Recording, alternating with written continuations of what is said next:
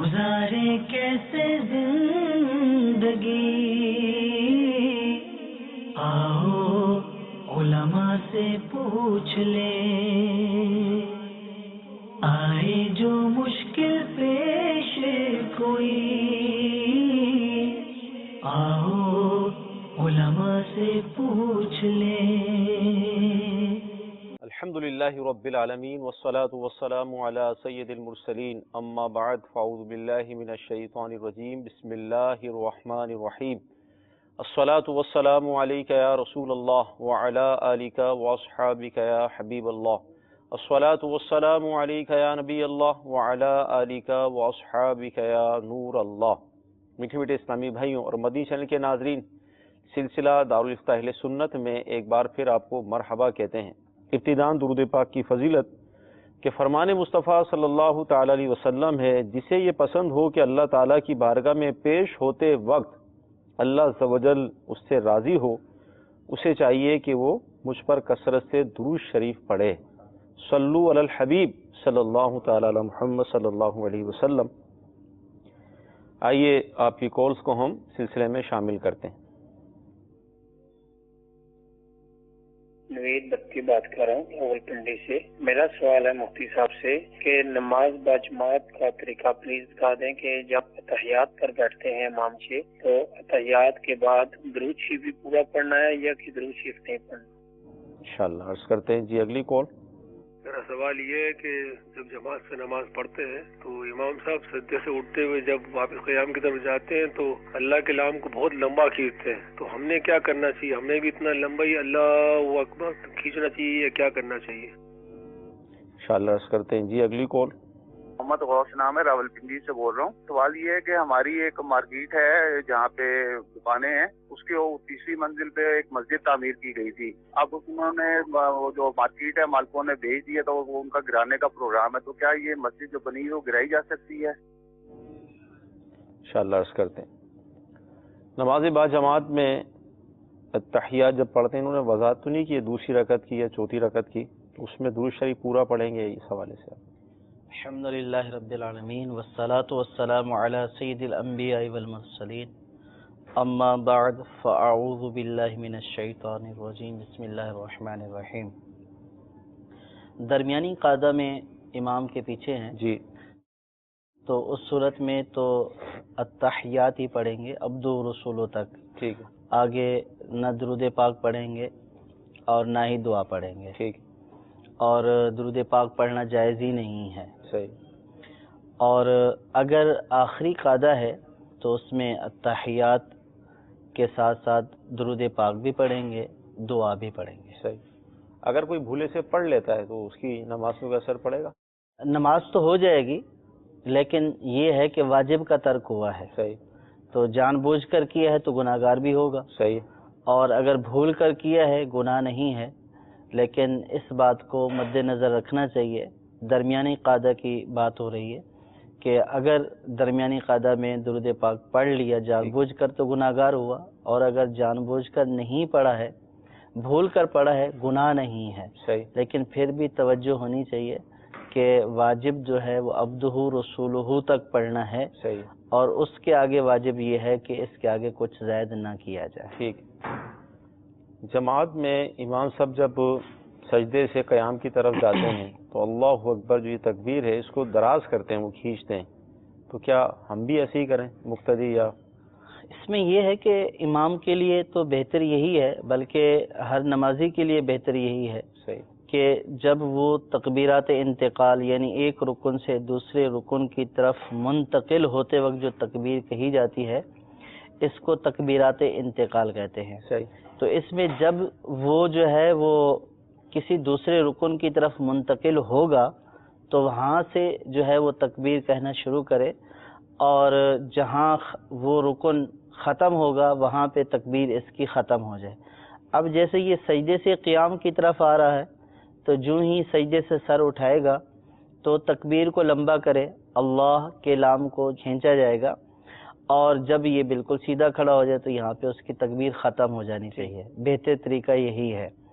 تو اب مقتدی کو اس بات کا لحاظ رکھنا ہے کہ مقتدی کی تکبیر جو ہے وہ امام کے بعد میں ختم نہ ہو، پہلے ختم ہو جائے تو بھی کوئی حرج نہیں، صحیح، ساتھ ختم ہو جائے تو بھی کوئی حرج نہیں ہے، لیکن اپنی جو ہے وہ تکبیر اگر امام کے تکبیر ختم ہونے کے بعد کرے گا ختم تو یہ درست نہیں ہے، صحیح، اور بلکہ تکبیر تحریمہ میں اگر اکبر امام کے اکبر یعنی را ادا کرنے سے پہلے ہی اس نے تکبیر ختم کر دی ہے، ٹھیک ہے، اللہ اکبر کہہ دیا ہے، تو اس صورت میں اس کی نماز کی ابتدا ہی نہیں ہوئی ہے۔ ٹھیک ہے، تکبیر تحریمہ میں بالخصوص اور دیگر جو تکبیرات انتقال ہیں ان میں بالعموم اس بات کا لحاظ رکھنا چاہیے کہ امام کی تکبیر سے پہلے تکبیر ختم نہ ہو۔ اچھا، یہاں پر جو اس میں جلالت کو دراز کرنے کا آپ نے فرمایا، اب بعض لوگ جو ہے لفظ اکبر کو بھی دراز کر دیتے ہیں، تو اس میں کوئی ہے؟ جی، اکبر کو دراز کرنے میں جو ہے وہ غلطی ہو جائے گی، اکبر جو ہے وہ دراز نہیں ہوگا، وہ صحیح، اکبر کو دراز کریں گے تو یا تو اکبر کہیں گے، صحیح ہے، یا پھر اکبار بولیں گے، اور ایسا کہنا حرام ہے، اللہ، یہ جائز نہیں ہے، اور یہ تکبیر تحریمہ میں وہی ہے کہ نماز کی ابتدائی نہیں ہوگی، صحیح، اور دیگر تکبیرات انتقال میں بھی یہ کہنا جائز نہیں ہے۔ صحیح۔ تو مدی چینل کے ناظرین، آپ نے سنا کہ اللہ اکبر جو تکبیر ہے اس کے اندر معمولی سی غلطی، یعنی اس میں جلالت، اللہ عز و جل کا جو نام ہے اس کو اس میں جلالت بھی کہتے ہیں، تو اس میں لفظ لام جو ہے اس کو ہم دراز کریں گے، اکبر جو ہے اس میں دراز کرنے والا کوئی حرف نہیں ہے، اگر اس میں ہم نے غلطی کی تو ناجائز بھی ہوگا، نماز شروع کرتے وقت کا تو نماز شروع ہی نہیں ہوگی، اور نماز درمیان میں اور کتابوں میں یہ لکھا ہے کہ معنی جانتے ہوئے بھی کریں گے تو پھر تو کفر ہو جائے گا، کیونکہ معنی بالکل ہی تبدیل ہو جاتا ہے اس میں، تو لہذا نماز کے احکام سیکھنے کے حوالے سے کتنی ضرورت ہے۔ مارکیٹ کی تیسری منزل پر مسجد تھی، جو بھی مالک تھے انہوں نے بیچ دیا، تو اب مسجد کا کیا ہوگا؟ مارکیٹ تو بیچ دی۔ اس میں یہ ہوتا ہے کہ مارکیٹس وغیرہ میں جو ہے جو مساجد بنی ہوئی ہوتی ہیں ان میں بعض تو باقاعدہ یعنی مساجد ہوتی ہیں اور بعض جائے نماز ہوتی ہیں، ٹھیک، جو مارکیٹ کے لوگوں کی سہولت کے لیے کسی فلور پر عموماً بنا دی جاتی ہیں، تو وہ جائے نماز بھی ہو سکتی ہے، وہ مسجد بھی ہو سکتی ہے۔ اگر تو اس کے مالک نے، جو اس مارکیٹ کا مالک تھا یا اس جگہ کا مالک تھا، اگر تو اس نے اس کو مسجد قرار دے دیا، ٹھیک، تو پھر اس صورت میں وہ مسجد ہو جائے گی۔ صحیح، اور اگر انہوں نے اس کو مسجد قرار نہیں دیا، صحیح، لوگوں کو نماز پڑھنے کی اجازت دے دی لیکن اس کو باقاعدہ مسجد قرار نہیں دیا ہے، بس جائے نماز کے طور پر استعمال ہوتی رہی ہے، تب تو اس میں کوئی حرج نہیں ہے۔ صحیح، تو جائے نماز تھی اور یہ جو ہے وہ اس امت کے لیے پوری زمین کو جائے نماز کر دیا گیا، یعنی کہ ہر جگہ پر نماز پڑھنا جائز ہے، سوائے یہ کہ جہاں نجاست وغیرہ ہو یا بعض جگہوں پر مکروہ قرار دیا گیا ہے، ان جگہوں سے بچتے ہوئے، وہ بھی کراہت زمین کے اعتبار سے نہیں ہے بلکہ دیگر چیزوں کے اعتبار سے ہے۔ تو اب اگر جائے نماز تھی تو اس کے توڑنے میں کوئی حرج نہیں ہے، اور اگر جائے نماز نہیں ہے اس کو باقاعدہ مسجد کر دیا گیا، وقف کر دیا گیا، اور حاجت ہے اس کے توڑنے کی، یوں کہ نیچے دکانیں مضبوط نہیں ہیں، ان کو مضبوط کر کے پھر اسی جگہ پر دوبارہ مسجد بنا دی جائے گی، تو بھی اس میں شرعاً کوئی حرج نہیں ہے۔ اور اگر جو ہے وہ مقصود اس مسجد کو ختم کرنا ہے تو پھر تو یہ جائز نہیں ہے۔ تو اس میں اب اس کا تعین کہ یہ مسجد ہے یا نہیں ہے یہ اس کا مالک کرے گا، کہ اس نے باقاعدہ اس کو مسجد قرار دے کر لوگوں کو نماز پڑھنے کی اجازت دی تھی، یا بغیر مسجد کیے ویسے ہی لوگوں کو نماز پڑھنے کی اجازت دے دی تھی کہ اس میں آسانی رہے گی۔ جیسا کہ بہت ساری جو اس طرح کثیر المنزلہ بلڈنگز ہوتی ہیں یا مارکیٹس کی ایسی جگہیں ہوتی ہیں، وہاں پہ نماز کے لیے ایک جگہ مختص کر دی جاتی ہے، لیکن وہ مختص کردہ جگہ مسجد ہی ہو یہ ضروری نہیں ہے۔ تو وقف، مسجد کے وقف ہونے کے لیے یا کسی بھی وقف کے لیے اس کا مالک کا اس کو وقف باقاعدہ مسجد کے لیے کرنا، کہنا کہ میں نے اس کو مسجد کر دیا، یہ ضروری ہے. یا پھر مسجد کی نیت سے لوگوں کو نماز پڑھنے کی اجازت دے دی تو اس صورت میں مسجد ہوگی.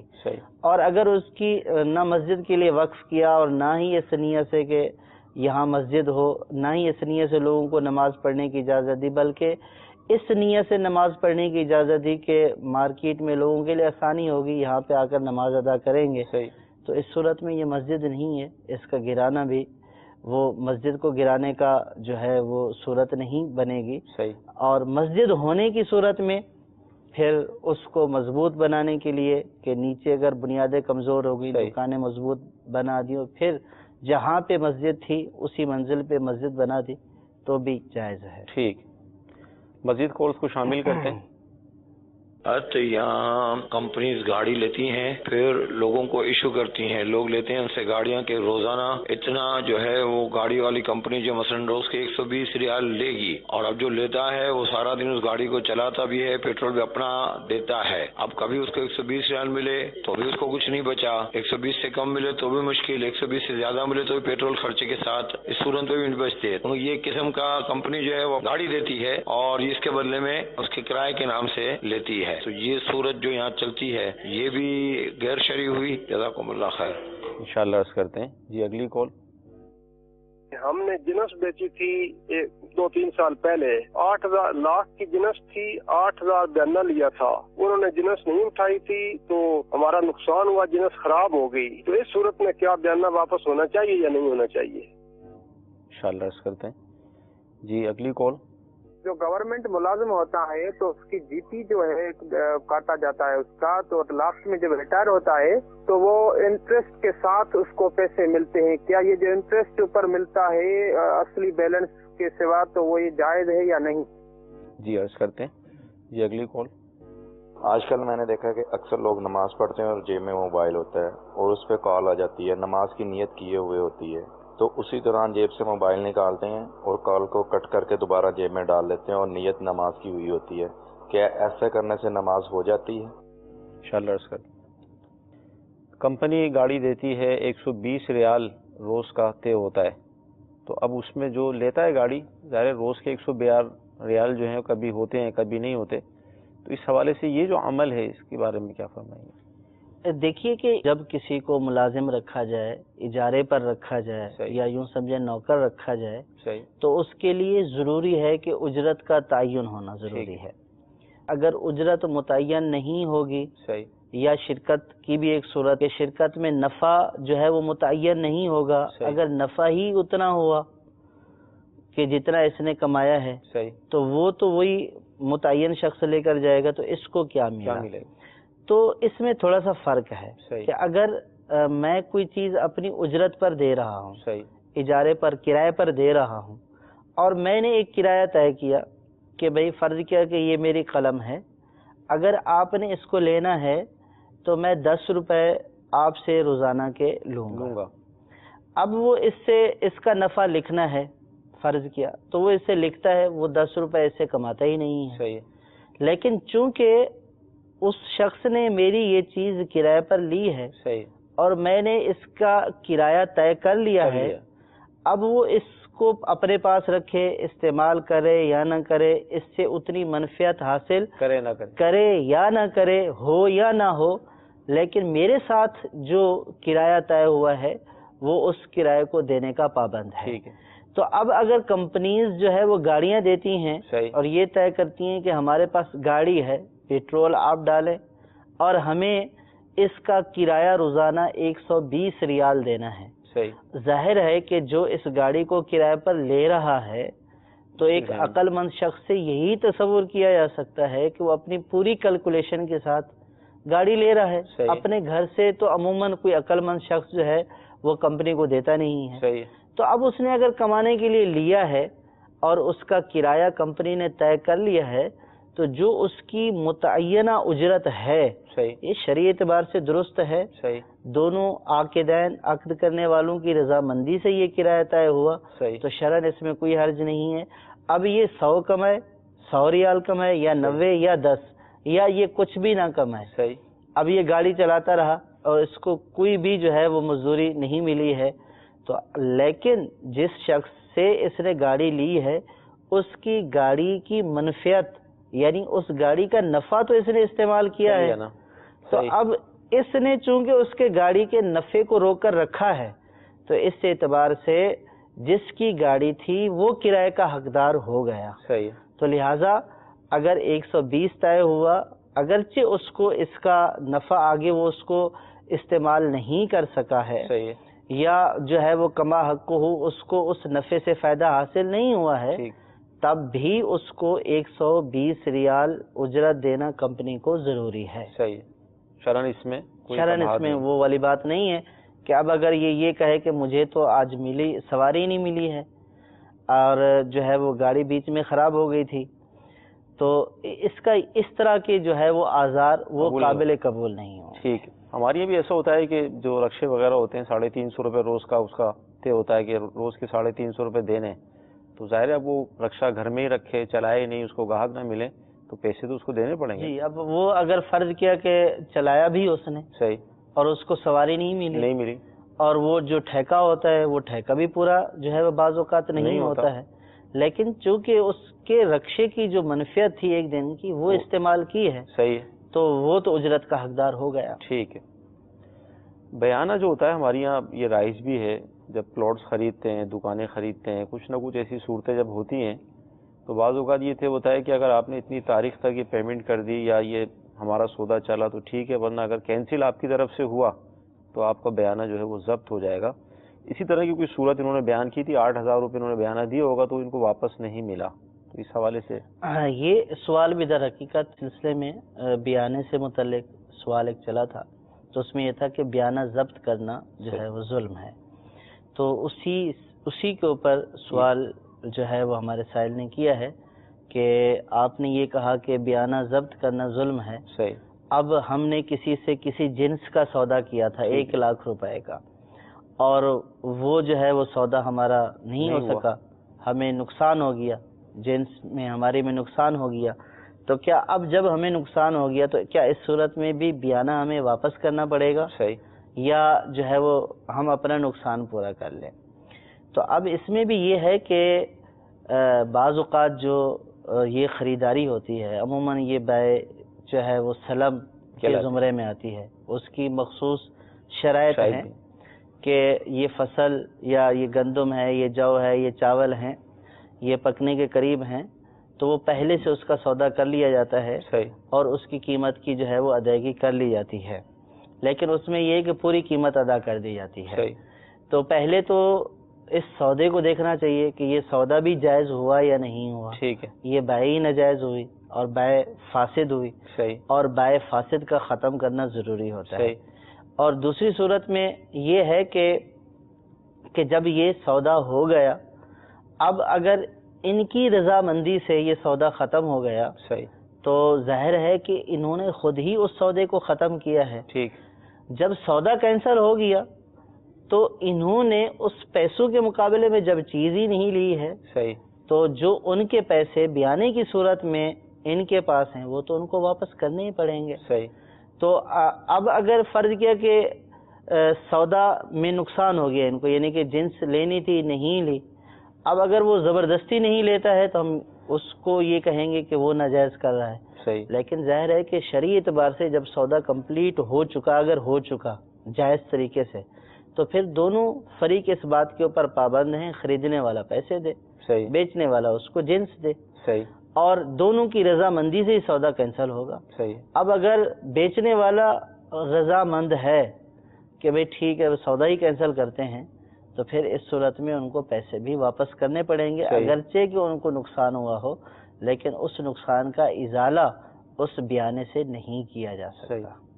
یعنی اس میں بھی ہم یہ کہہ سکتے ہیں کہ ایک مسلمان کی جو حرمت ہے، اس کی جو عزت ہے، اس کے مال کا جو تحفظ ہے، یعنی اسلام کو یہ کتنا، دیکھیں اس کو وہ جو سامنے والا فریق ہے وہ دوسرے پہلو میں لے گا. وہ یہ بولے گا کہ یعنی جس نے جنس دینی تھی، جس نے جنس بیچی تھی، وہ تو یہی بولے گا میں بھی تو یہی کہہ رہا ہوں نا کہ میرا مال خراب ہو گیا.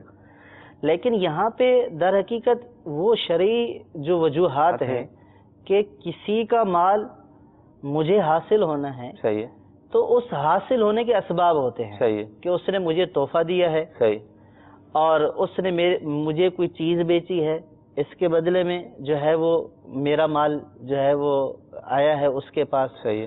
تو اب میں کسی کا مال لے رہا ہوں تو اس کا کوئی نہ کوئی سبب ہوگا، وہ یا تو مجھے تحفہ دے گا. صحیح ہے. یا تو میں اس کو کوئی چیز بیچوں گا، اس کے بدلے میں میرا مال آئے گا. صحیح ہے. یہاں پہ اصل مسئلہ یہ ہے کہ فرض کیا کہ میں نے اپنی چیز بیچی ہے. صحیح ہے. اور اس سے پیسے لیے ہیں. صحیح. اس کے بدلے میں پیسے آئے ہیں. صحیح ہے. اب جب میں چیز بیچ چکا تو میرے اوپر لازم ہے کہ میں پوری چیز سپرد کروں. صحیح ہے. اور اس کے اوپر لازم ہے کہ وہ پورے پیسے سپرد کرے. ٹھیک ہے. اب اگر یہاں پہ سودا ہو چکا، اب دونوں فریق جو ہے وہ پیچھے ہٹ گئے. صحیح ہے. سامنے والا یہ کہتا ہے میں پیسے نہیں ادا کر سکتا. صحیح. میں یہ کہتا ہوں کہ سودا کینسل. صحیح. تو اب یہ میری رضامندی سے ہی سودا کینسل ہو رہا ہے. صحیح ہے. شرعی اعتبار سے سودا ہو چکا ہے. صحیح ہے. میں چیز دینے کا پابند، وہ پیسے دینے کا پابند. ٹھیک ہے. لیکن جب میں ہی راضی ہو رہا ہوں اس سودا کینسل کرنے کو، اور وہ تو ویسے ہی مجھ سے مطالبہ کر رہا ہے. صحیح ہے. تو اب جو میں اس کے پیسے لے رہا ہوں تو اس کے پیسے آنے کا، میرے پاس آنے کا سبب کیا ہے؟ صحیح.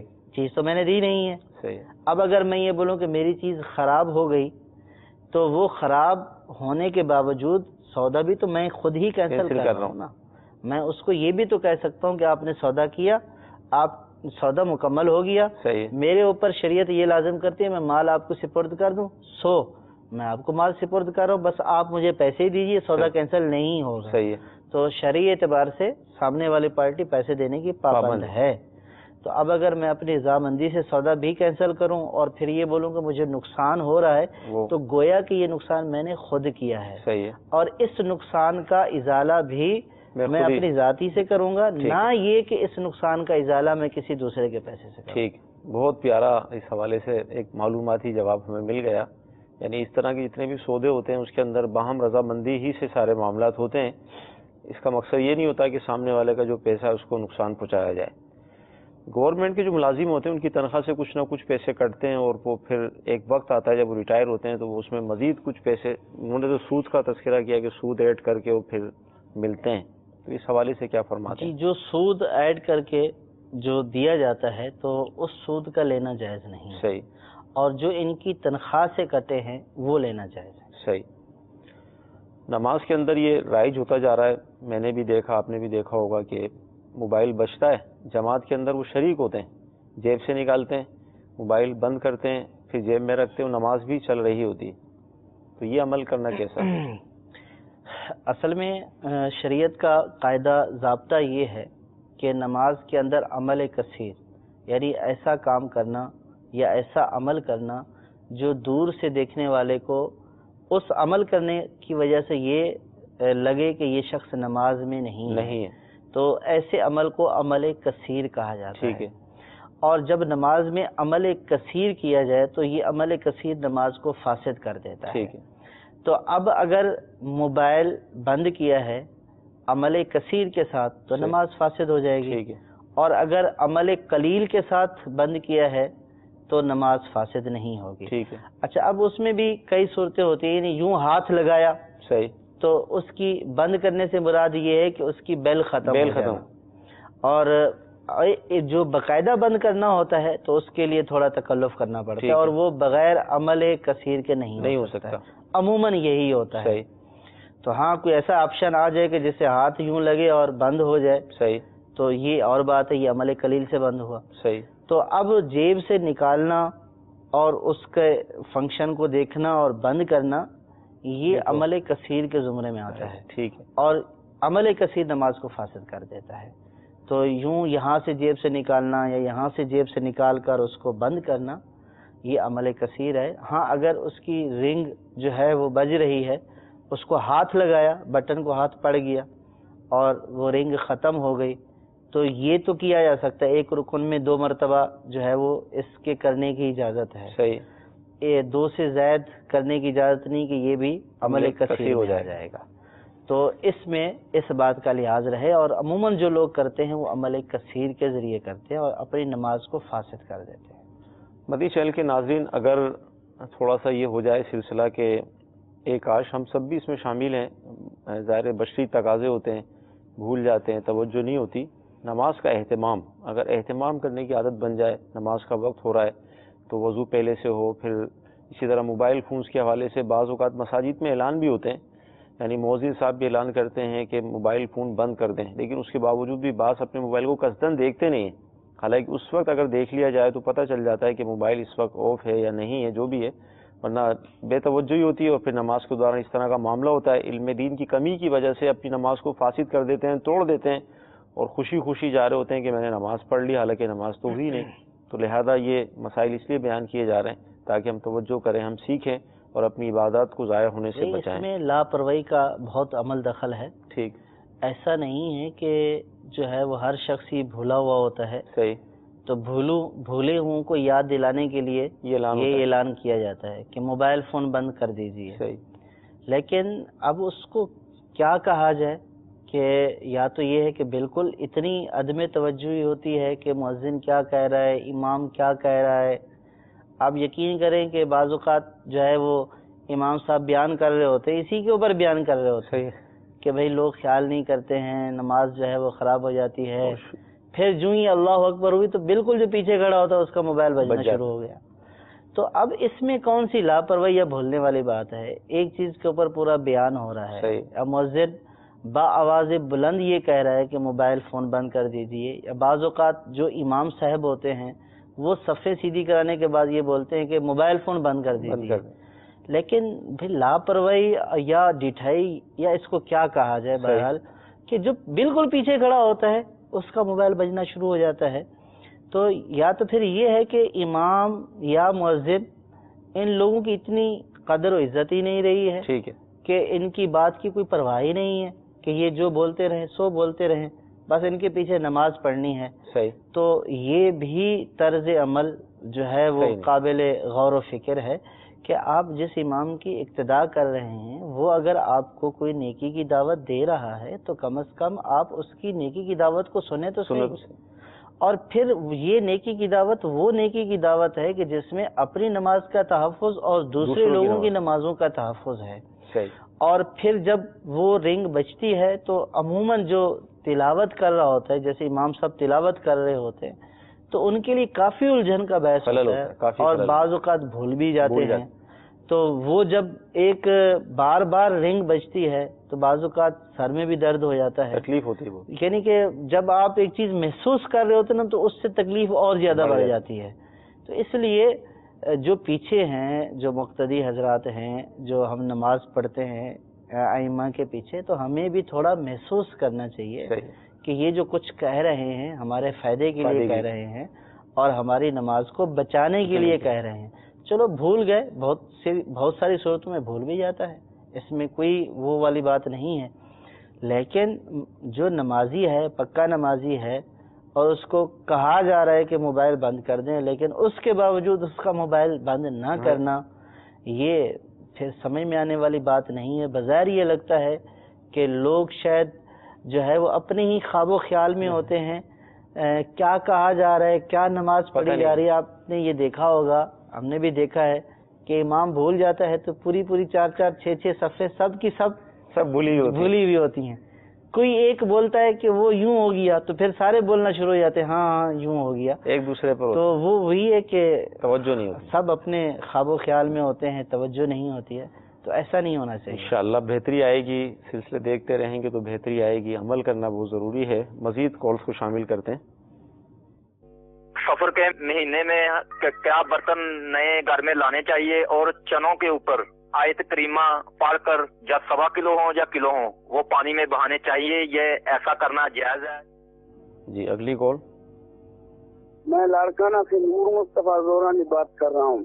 میرا یہ سوال ہے کہ ہمیں گاؤں میں ایک مسجد تعمیر کرانی ہے اور اس کے لیے ہمیں چندہ چاہیے. ہم نے بہت سے لوگوں سے چندہ لیا لیکن وہ آدمی ہمیں چندہ دے رہا ہے غیر مسلم ہے، کیا ہمیں اسے چندہ دینا چاہیے یا نہیں؟ یس کرتے ہیں. جی اگلی کال. عبد الجبار اتاری لودرا سے عرض کر رہا ہوں. میرا داरुल इफ्ता अहले सुन्नत मुफ्ती साहब से ये सवाल है कि जैसे किसी इस्लामी भाई से लेन देन हो, अगर वो उसके मिलने जाए या पैसे लेने जाए वगैरह वगैरह, तो वो चाय बोतल या दीगर वो खैर ख्वाही करता है, आया कि ये सूद के जुमरे में तो नहीं आता कि लेन देन हो, पैसे लेने हो उधार और वो खैर ख्वाही की मद में कुछ खा पिया देता है? इसके बारे में रहने समझ दिए। और दूसरा सवाल ये है, अगर दो इस्लामी भाई हों, एक इमाम बन जाए और इमाम साहब का किसी उज़र की बिना पर वजू टूट जाए, तो दूसरा इस्लामी भाई जो पीछे खड़ा हुआ उसके लिए क्या हुक्म है? जवाब इरशाद फरमा दीजिएगा। इंशाअल्लाह अर्ज करते हैं। जी अगली कॉल।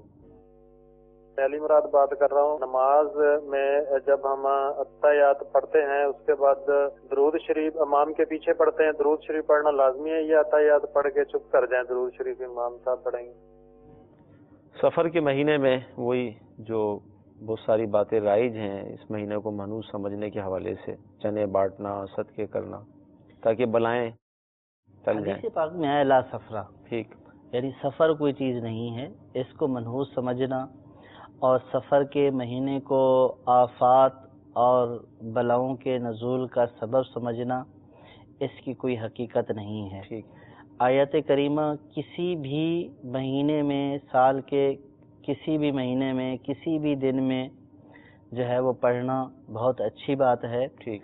और शरन इसके ऊपर कोई हर्ज नहीं है, चाहे वो गुठलियों के ऊपर पढ़ी जाए या चनों के ऊपर पढ़ी जाए तो पढ़ना जायज़ है। सही। लेकिन सफ़र के महीने में बिलखुसूस ये तसव्वुर करके कि आफतें नाजिल होने वाली हैं, ये तसव्वुर दुरुस्त नहीं है। सही। आयत करीमा तो पढ़ना जायज़ है लेकिन ये तसव्वुर दुरुस्त नहीं है। ठीक। और फिर इन चनों को ऐसे फेंक देना, ज़ाय कर देना, ये भी शरन जायज़ नहीं है। तो अगर आयत करीमा इन चनों के ऊपर पढ़ी है तो ये चने किसी मुस्तहक शख्स को जो है वो दे दिए जाए। सही। फेंकने की बजाय, पानी में बहाने की बजाय कि वो ज़ाय हो जाए, और ये इसराफ वाली सूरत है, माल का ज़ाय करना है, ये जायज़ नहीं है। ठीक। किसी मुसलमान को दे दिए जाए कि वो खा लेगा। सही। तो ये आयत करीमा पढ़वाना और सदका करना, माली सदका करना, चाहे किसी भी जिन्स की सूरत में, ये सारे जायज़ अमूर हैं। ठीक है।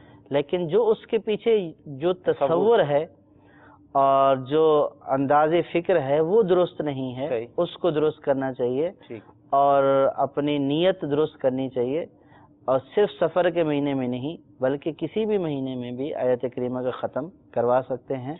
आयत करीमा का ख़त्म बैसे बरकत है, आफात और बलाओं से बचाव का ज़रिया है, लेकिन तसव्वुर हमें अपना दुरुस्त करना चाहिए। ठीक। गाँव में मस्जिद बनाना चाहते हैं, चंदा वगैरह जो कर रहे हैं उसमें शायद कुछ इश्काल इनको हो रहा है, किसी से लेके।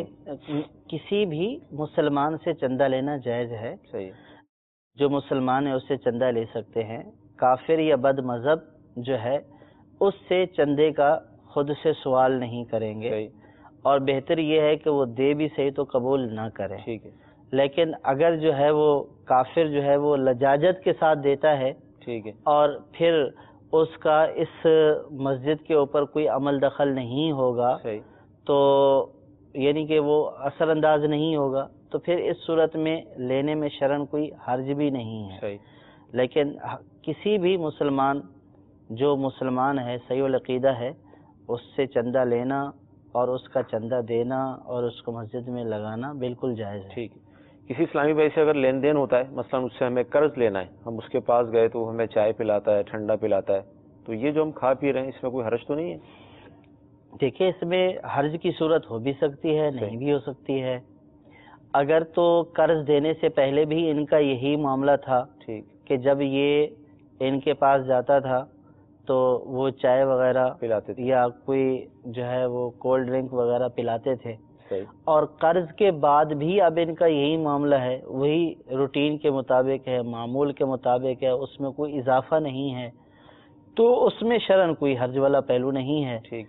लेकिन अगर ये दावत या ये पीना पिलाना जो है वो खुसूसी तौर पर कर्ज देने की वजह से है, या पहले कम था अब ज्यादा हो गया है, जैसे पहले सिर्फ चाय होती थी, अब जो है वो चाय के साथ जो है वो कोल्ड ड्रिंक या बर्गर या इस तरह के आइटम शामिल हो गए हैं, कि जो अमूमन दूसरे मेहमानों के लिए भी इस तरह का इंतजाम नहीं होता, सिर्फ इसके लिए किया जा रहा है और वो भी कर्ज देने के बाद किया जा रहा है, तो फिर کھانے والے کو اس سے بچنا چاہیے اور یہ سمجھنا چاہیے کہ یہ شاید ہو سکتا ہے کہ اس کے قرض کا نفع ہے.